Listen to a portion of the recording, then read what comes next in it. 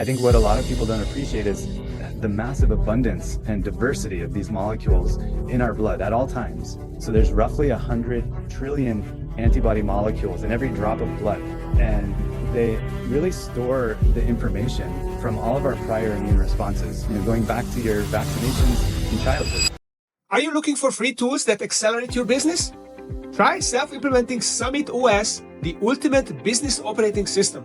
Summit OS will help you empower your team, execute like hell, and dig a moat around your business. Go to stevepreda.com/tools and download free, simple worksheets that help you grow your business.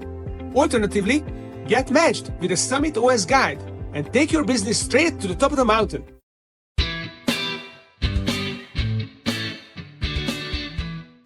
Good day, dear listener. Steve Preda here with the Management Blueprint podcast, and my guest today is Ben Larman, the scientific founder and CSO of Infinity Bio, a technology company that measures individual immune responses against all known human viruses, autoimmune conditions, and allergies. Ben, welcome to the show. Thanks, Steve. Great to be here. Well, my favorite question for you. So what is your personal why? And what are you doing to manifest it in your company? Great. Well, yeah, I'll start by saying I guess I became an immunologist by training because I believe there was an incredible opportunity to improve human health by better understanding immune responses in the immune system. The immune system is incredibly complex. It's sort of, we're just scratching the surface now in terms of our understanding and how it's connected to so many different health conditions, ranging, as you mentioned, from infections to cancer to autoimmune disease to allergies. The ability to move technology forward in a way that allows us to take better measurements and understand human immune responses at a population scale, that's always motivated me. And so that's what we formed Infinity Bio to accomplish by being able to read antibodies. Okay. And when you read antibodies, so how does that inform you? How does that help you fight immune conditions, I guess we can call it? Yeah, so antibodies, I think we all sort of have seen the cartoons of these Y-shaped molecules. I think what a lot of people don't appreciate is the massive abundance and diversity of these molecules in our blood at all times. So there's roughly 100 trillion antibody molecules in every drop of blood. And they really store the information from all of our prior immune responses, going back to your vaccinations in childhood. And, one way to think about them, they're expressed by cells in our immune system in response to very specific targets. They have these ridges and bumps on them. And that's what allows them to very specifically recognize their target, whether it's flu or a cancer antigen. And so what we've done is to create a technology that you can think of like a record player where, the record, your old vinyl records with those grooves and bumps read out by a needle. That's sort of what we're doing with molecules, reading out those bumps and grooves to know what they bind to and get a picture of your immune system. Antibodies are really a wonderful window into your immune system and everything that it has tried to accomplish over your lifetime. So that's an amazing complexity. You said trillions of antibodies in a drop of blood. Yeah. That's very, very minuscule and very numerous. So how do you measure this data or process even this data? Yeah. And how do you then communicate this data is about? And actually you develop a framework around this. So can you tell me a little bit about how that came about and what its significance is and how does it work? Yeah, so the approach that we've taken and that I've sort of worked on since grad school is to try and convert the antibody target interaction question into a DNA synthesis and sequencing problem, which is something that is much more approachable because DNA technologies have advanced so dramatically over the past couple of decades, both in our ability to create DNA molecules and our ability to read them. And so without going into too much technical detail, we basically have created a system, a technology for producing large collections of proteins that could be targeted by antibodies and putting DNA barcodes on them. So these are just sequences that associate what that target is. And so we can take someone's blood sample and we basically mix it with this collection of molecules, and we pull out the molecules that are bound to the antibodies and use DNA sequencing to read it out.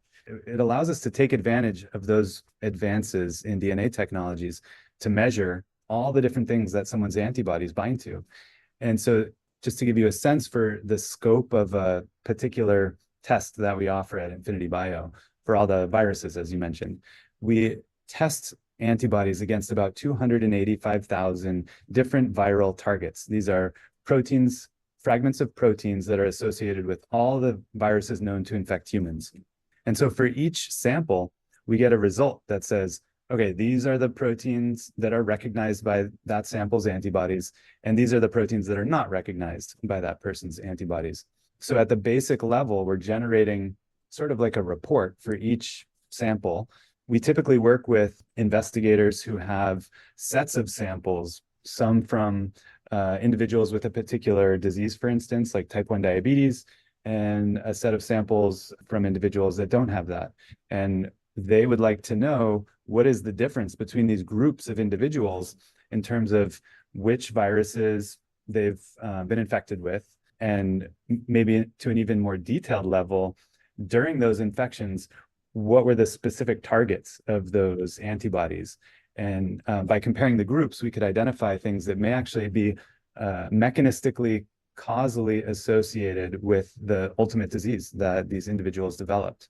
And so communicating that data is a challenge. It's a very deep data set that we typically will deliver in a way that can be opened with Excel, but they can be very large files depending on the number of samples that we've tested. So we have an amazing informatics team at Infinity Bio, but it's really been something of a learning process for us over the last year as we've been operational and returning data sets to folks, is how can we do it in a way that provides them the most insight into the question that they're really trying to ask. And I think we've learned several lessons that will be able to improve the way that we deliver data and insights to our customers going forward. I think that AI will be able to provide a really important resource in this area, because really what people want to know a lot of times is, what is the difference between the groups? And then how is that related to all the scientific research about whatever that difference is? So, it may be the case that we identify 3 different viruses that are associated with the disease. What's known about that already? It may take someone a long time to go in and mine the literature to figure out what is that connection, whereas an AI, generative AI can help dig out the papers that are most meaningful, most cited, or whatever it is, to help them really interpret that information. So Ben, what are the steps then of your process to communicate this really complex information that could potentially overwhelm the recipient? Yeah, great question. So I think it's a process that will change because up till now, we've really been returning the data sets without as much conversation up front as I think we should have been having to really understand what they want to learn from their data. And so I think going forward, we'll want to engage our customers in a more thorough way and prepare an analysis in that first data return. Right now, we've been returning data in a way that's sort of generic. And we say, okay, take a look at your data. Let's get together and figure out how to answer your question. I think going forward, we'll put more of an emphasis on, let's come up with an analytic plan ahead of time so that when we return those results in the first instance, you get your generic reports and your generic data, but we also give you an analysis that's specific to your question. Now, one of the things you mentioned in our earlier discussion is that when you present a mix of positive and negative results, then customers often get confused, and sometimes less is more. The more you give them, the more confused they are, and you have to somehow curate the information so that they can actually use it. So how does that work? Yeah, I think we've all had the experience of going to the grocery store and looking for butter and seeing, 13 different options and being overwhelmed. And so I think that has definitely been the case for some of our customers, returning multiple sets of files that they're sort of not sure which ones to go into first if they want to be very thorough. And so I think we need to do a better job of distinguishing for them, here's the key results. And, in antibody reactome profiling, we take these very large libraries, these collections of proteins. Most of the data is actually negative. And so these big files that we're giving to people, it's mostly negative. But what they really care about is the positive data.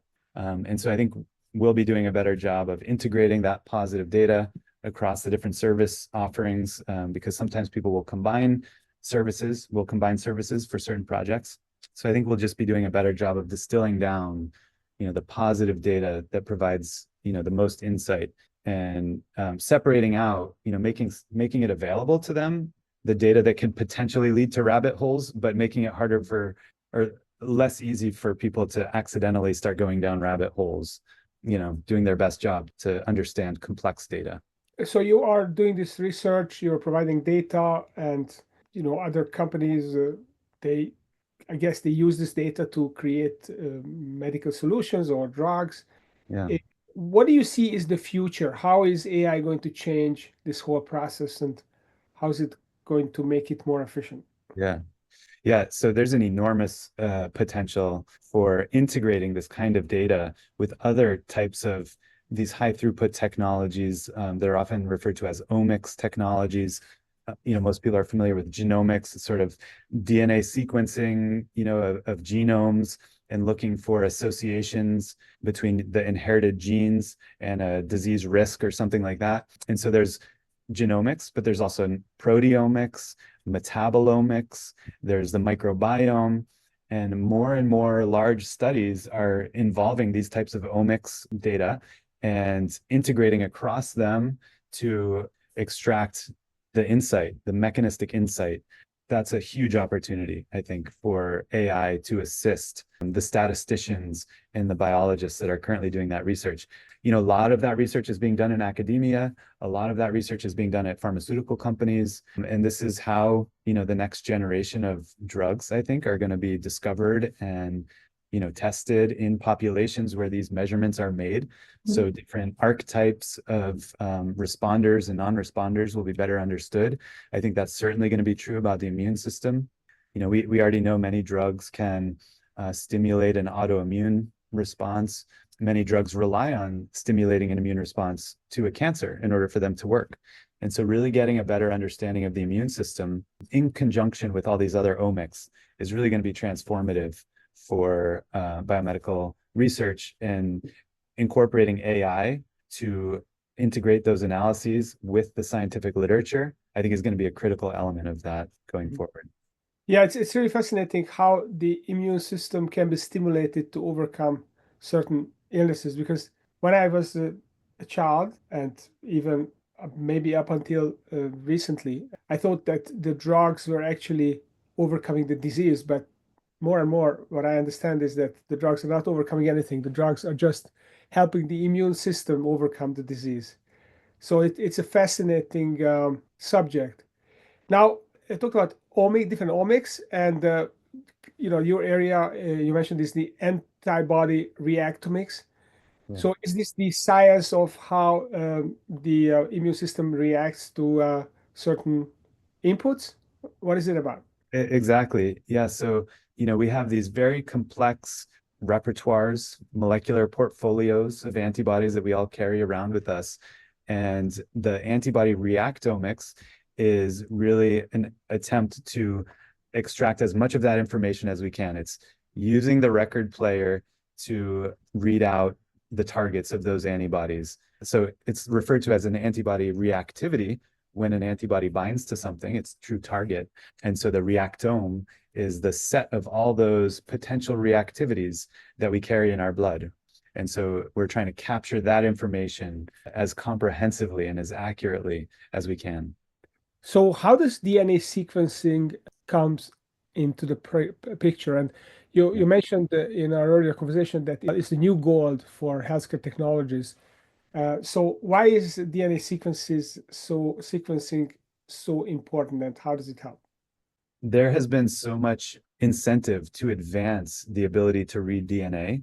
for a number of fields, that the technology, it's mostly been led by Illumina technologies, that people are now trying to convert, as we are, different types of questions into a DNA sequencing readout to leverage the advance in DNA sequencing.